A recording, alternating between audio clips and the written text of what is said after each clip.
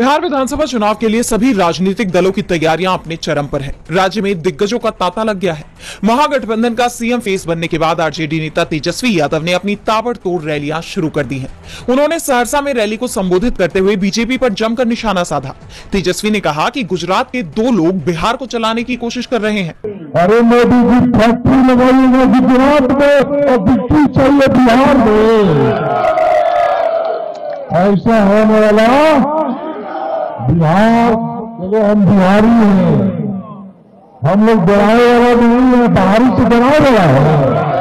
अरे जो लालू जी मोदी जी से नहीं डरा तो लालू जी को लगे डरा। इसके साथ ही तेजस्वी ने लोगों को एक बार फिर रोजगार का अपना वादा याद दिलाया। उन्होंने कहा कि तेजस्वी टूटे फूटे और झूठे वादे नहीं करता और ना ही कच्ची बात करता है। मैं जुबान का पक्का और करनी का धनी हूं।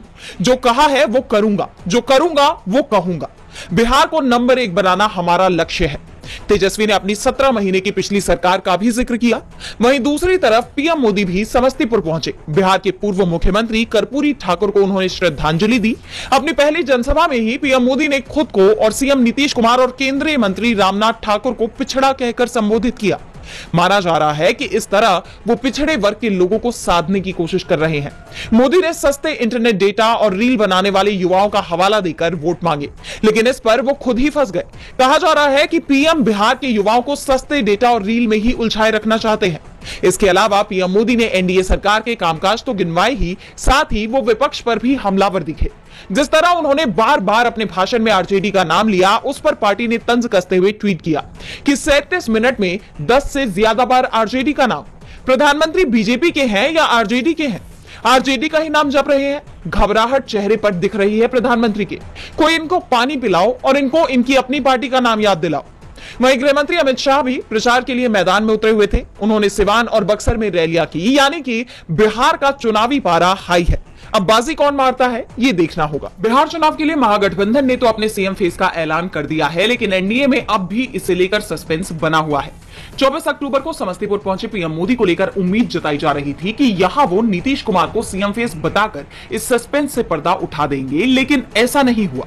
गौर करने वाली बात है कि उस वक्त मंच पर सीएम नीतीश कुमार भी मौजूद थे, जिसे लेकर अब तमाम तरह की चर्चाओं को हवा मिल गई है। पीएम मोदी ने भी बाकी एनडीए नेताओं की तरह नेतृत्व शब्द का इस्तेमाल करते हुए कहा कि आपका ये उत्साह देखकर मैं कह सकता हूं कि इस बार बिहार में नीतीश बाबू के नेतृत्व में एनडीए जीत के अपने पुराने सारे रिकॉर्ड तोड़ने वाला है। जैसा कि आप जानते हैं कि महाराष्ट्र का चुनाव भी सीएम एकनाथ शिंदे के नेतृत्व में एनडीए ने लड़ा था, लेकिन नतीजों के बाद शिंदे को सीएम नहीं बनाया गया था। अब माना जा रहा है कि बीजेपी यही काम नीतीश कुमार के साथ करने की कोशिश में है। आरजेडी प्रवक्ता एजाज अहमद और तेजस्वी यादव दोनों ही ये दावा कर चुके हैं कि बीजेपी नीतीश कुमार को मुख्यमंत्री नहीं बनाएगी। एजाज अहमद ने तो यहां तक कहा कि बीजेपी नीतीश कुमार को एकनाथ शिंदे बनाना चाहती है और उनकी राजनीति हाशिए पर पहुंच गई है। माना जा रहा है कि चुनाव से पहले सीट बंटवारे में जेडीयू को बीजेपी के बराबर सीटें भी इसलिए दी गई ताकि जीतने के बाद वो सीएम पद पर अकेले दावेदारी न कर सके, जिसे लेकर अब चर्चा तेज हो गई है कि बीजेपी इस बार नीतीश कुमार को सीएम बनने नहीं देखना चाहती। वहीं हाल ही में अमित शाह ने भी सीएम फेस के सवाल पर कहा था कि यह फैसला तो विधायक दल करेगा। वहीं पप्पू यादव भी कह चुके हैं कि नीतीश कुमार बीजेपी के साथ सिर्फ चुनाव लड़ रहे हैं और नतीजों के बाद वो महागठबंधन के साथ आ जाएंगे। अब अगर नीतीश बीजेपी की मंशा वक्त रहते भाप जाते हैं तो हो सकता है कि आने वाले वक्त में वो कोई बड़ा फैसला ले ले। अभी बिहार चुनाव को लेकर प्रचार जोरों पर है। अब इस दौरान आने वाले दिनों में बीजेपी नीतीश कुमार को सीएम फेस घोषित करती है या नहीं, ये देखना होगा। बिहार में जिस एसआईआर को लेकर चुनाव आयोग विपक्ष के निशाने पर बना हुआ है, अब उसी विशेष गहन पुनरीक्षण यानी एसआईआर की प्रक्रिया को चुनाव आयोग पूरे देश में शुरू करने जा रहा है, जिसको लेकर हर तरफ चर्चा हो रही है। देश भर के चुनाव अधिकारियों के साथ मुख्य निर्वाचन आयुक्त ज्ञानेश कुमार ने 2 दिन की बैठक की, जो 23 अक्टूबर को खत्म हुई। इसमें देश भर में एसआईआर कराने पर चर्चा की गई। इस दौरान तय हुआ कि 2 चरणों में एसआईआर होगा। पहले फेज में 10 से ज्यादा राज्यों और 1 केंद्र शासित प्रदेश को कवर किया जाएगा। खास बात यह है कि इन 10 राज्यों में असम, तमिलनाडु, पुदुचेरी, केरल और पश्चिम बंगाल भी शामिल है, जहां अगले साल चुनाव होने हैं। चुनाव आयोग के अधिकारियों के मुताबिक पहले फेज में चुनावी राज्यों पर फोकस किया जाएगा, जबकि दूसरे फेज में स्थानीय निकाय चुनावों वाले राज्यों को शामिल किया जाएगा, खासकर जहां सर्दियों में जबरदस्त ठंड की स्थिति हो सकती है। 2 दिन के सम्मेलन में चुनावी राज्यों असम, तमिलनाडु, पुदुचेरी, केरल और पश्चिम बंगाल के सीओ के साथ अलग अलग चर्चा भी हुई। ईसीआई के एक अधिकारी ने बताया कि आयोग अब इस मुद्दे पर चर्चा कर शेड्यूल पर अंतिम फैसला लेगा, जिसका ऐलान जल्द ही कर दिया जाएगा। इस बीच चुनाव आयोग ने मद्रास हाई कोर्ट में बताया है कि तमिलनाडु में एसआईआर एक हफ्ते में शुरू हो जाएगा। दरअसल कोर्ट उस याचिका पर सुनवाई कर रहा था जिसमें चुनाव आयोग को टी नगर निर्वाचन क्षेत्र के 229 मतदान केंद्रों का पूर्ण और पारदर्शी पुनः सत्यापन करने का निर्देश देने की मांग की गई थी। इस दौरान ईसीआई के स्थायी वकील ने कहा कि तमिलनाडु में एसआईआर जल्द शुरू होने की उम्मीद है, जो देशव्यापी अभियान का हिस्सा है। बता दें कि चुनाव आयोग बिहार में एसआईआर को लेकर पहले से ही फंसा हुआ है और अब फिर से चुनावी राज्यों में एसआईआर कराने पर वोट चोरी के आरोप और तेज हो सकते हैं। इसके साथ ही ये प्रक्रिया चुनाव आयोग के सामने कई बड़ी चुनौतियां भी खड़ी करेंगी। अब देखना होगा चुनाव आयोग इनसे कैसे निपटता है। बिहार के बाद अब चुनाव आयोग पूरे देश में एसआईआर कराने की तैयारी में है और अब उसका फोकस उन राज्यों पर है जहां चुनाव होने को है और इसमें पश्चिम बंगाल का नाम भी शामिल है। एक तरफ चुनाव आयोग और बीजेपी पर एसआईआर को लेकर मिलीभगत के आरोप लगे हैं, लेकिन इस बीच अब एक चौंकाने वाले घटनाक्रम में बीजेपी विधायक आसिम सरकार ने अपनी ही पार्टी को चेतावनी दे दी है। उन्होंने कहा है कि अगर एसआईआर के तहत मटुआ समुदाय से नागरिकता मांगी गई तो समुदाय बीजेपी को नहीं छोड़ेगा।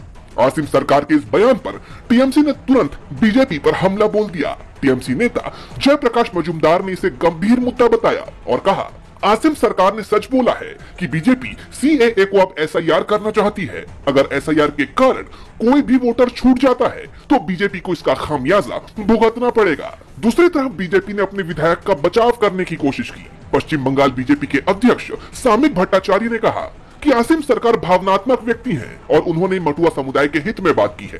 आपको बता दें कि मटुआ समुदाय दलित नामशूद्रों का एक बड़ा हिस्सा है जो धार्मिक उत्पीड़न के कारण भारत आ गए थे और नागरिकता संशोधन अधिनियम यानी सीएए 2020 में पास हुआ था, जो साल 2015 से पहले भारत आए गैर मुस्लिमों को नागरिकता देने का प्रावधान करता है।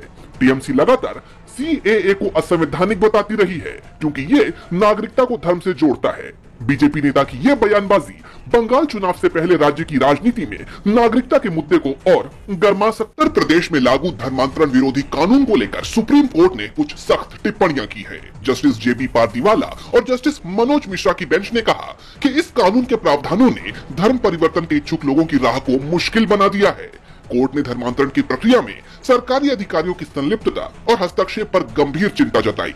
पीठ ने कहा कि अदालत फिलहाल यूपी के धर्मांतरण विरोधी कानून की संवैधानिक वैधता पर विचार नहीं कर सकती, लेकिन नियमों की आलोचना करने से खुद को रोक नहीं पाई। धर्म परिवर्तन से पहले और बाद में ऐलान से जुड़े नियम किसी व्यक्ति के दूसरे धर्म को अपनाने की औपचारिकता को मुश्किल बनाने वाले हैं। कोर्ट को लगा कि नियमों का मकसद धर्मांतरण की प्रक्रिया में सरकारी मशीनरी का दखल बढ़ाना है। यहाँ तक कि जिला मजिस्ट्रेट को हर मामले में पुलिस जांच का निर्देश देने के लिए बाध्य किया गया है। सुप्रीम कोर्ट ने धर्मांतरण के बाद घोषणा की अनिवार्यता पर भी सवाल उठाया। इसे निजता के अधिकार का उल्लंघन बताया। बेंच ने पूछा कि आखिर किसी व्यक्ति को ये बताने की क्या जरूरत है कि उसने अपना धर्म बदल लिया है। धर्म परिवर्तन किसी का भी निजी मामला है। पीठ ने भारतीय संविधान की प्रस्तावना और देश की धर्मनिरपेक्ष प्रकृति को याद दिलाया। कोर्ट ने कहा कि भारत एक सेक्युलर देश है और कोई भी अपनी इच्छा के अनुसार धर्मांतरण कर सकता है। धर्मनिरपेक्षता संविधान के मूल ढांचे का अभिन्न अंग है। कोर्ट की इन कठोर टिप्पणियों को योगी सरकार के लिए एक बड़ा झटका माना जा रहा है, क्योंकि ये योगी सरकार के कानून की मंशा और उसके प्रावधानों की कठोरता पर सीधा सवाल खड़ा कर रही है।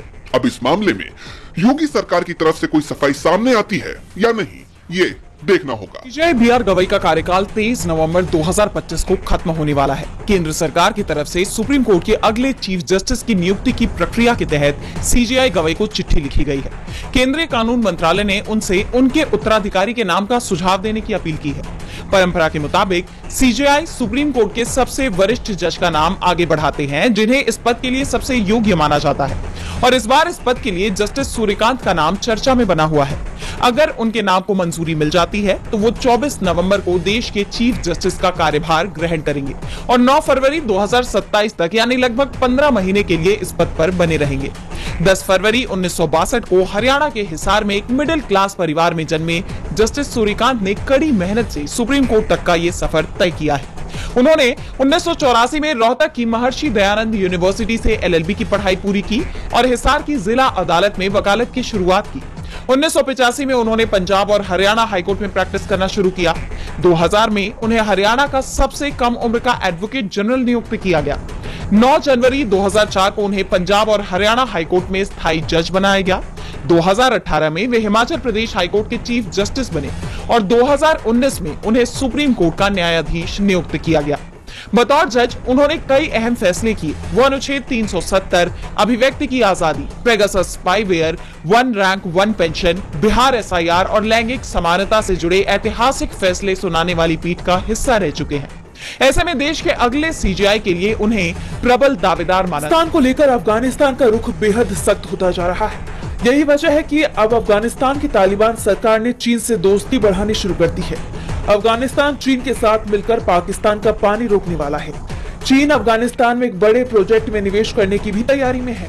अफगानिस्तान ने कुनार नदी पर नए बांध बनाने की योजना का ऐलान किया है। ये पाकिस्तान के लिए बड़ा झटका साबित हो सकता है। कुनार नदी अफगानिस्तान और पाकिस्तान दोनों के लिए काफी ज्यादा महत्वपूर्ण है। पाकिस्तान इस नदी के पानी का इस्तेमाल खैबर पख्तूनख्वा में सिंचाई और बिजली उत्पादन के लिए करता है और पहले से ही सिंधु जल समझौते को लेकर भारत के सख्त रुख ने पाकिस्तान में पानी की समस्या खड़ी कर दी है। और अब तालिबान के इस कदम से पाकिस्तान में कुनार नदी के पानी के प्रवाह पर भी रोक लग सकती है। और इससे भी ज्यादा चौंकाने वाली बात यह है कि तालिबान को इस काम में चीन से मदद मिल सकती है। द डिप्लोमेट की अगस्त की एक रिपोर्ट में बताया गया था कि चीन की कंपनी ने कुनार नदी पर 3 बड़े बांधों में निवेश करने की इच्छा जताई है, जिसके बाद ये मामला और संवेदनशील बन जाता है। तालिबान पाकिस्तान को घेरने के लिए उसके ही पड़ोसियों और सहयोगियों का इस्तेमाल कर रहा है। ऐसे में पाकिस्तान के लिए हालात और ज्यादा मुश्किल होते नजर आ रही हैं। अब देखना ये होगा कि तालिबान से चीन की बढ़ती नजदीकियों पर पाकिस्तान क्या रुख अपनाता है।